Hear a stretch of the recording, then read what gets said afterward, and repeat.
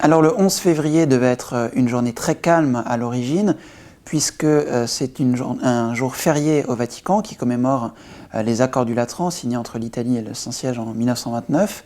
Aussi, il y avait très peu de journalistes dans la salle de presse, et essentiellement des journalistes responsables des agences, plus quelques habitués. On savait qu'il y avait ce consistoire que devait présider le pape. On savait également qu'il avait surtout pour but d'annoncer la date de canonisation des martyrs d'Otrante. Néanmoins, en observant ce consistoire à la télévision, on s'est aperçu, en tout cas moi je me suis aperçu en regardant mon écran, que le pape n'avait pas fini de parler.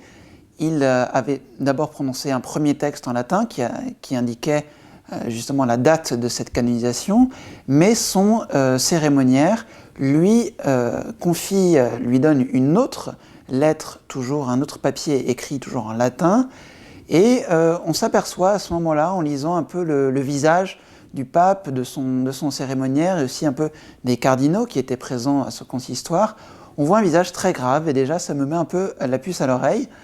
Le pape commence à lire ce texte de façon très sérieuse, assez rigoureuse, un ton vraiment assez solennel et décidé. Et puis j'essaye, un peu intrigué par cet événement, de picorer ça et là un peu les quelques mots qui pourraient m'aiguiller vers le sens de ce discours. C'est alors qu'en prenant mes notes, je perçois les mots incapacitatem administrandum, je crois que c'est à peu près ça, ainsi qu'une date que j'ai un petit peu du mal à prendre en note parce que c'était une date en latin. Et j'essaie de réfléchir au fond de moi-même, mais qu'est-ce que ça peut bien vouloir dire?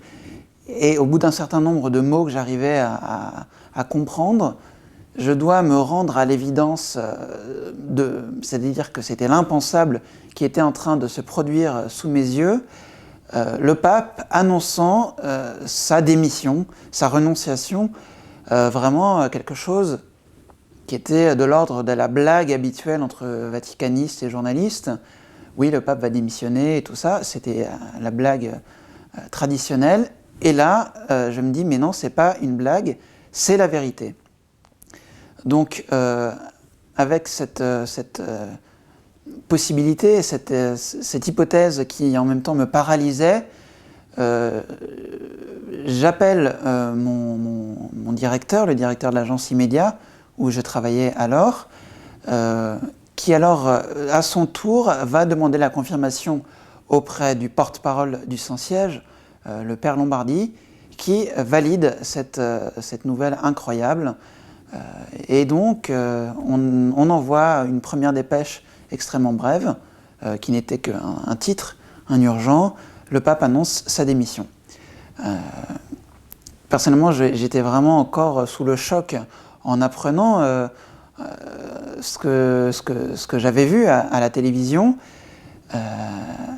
Et puis, j'en parle un peu autour de moi, et les collègues ne me croient pas, ils me prennent pour un fou.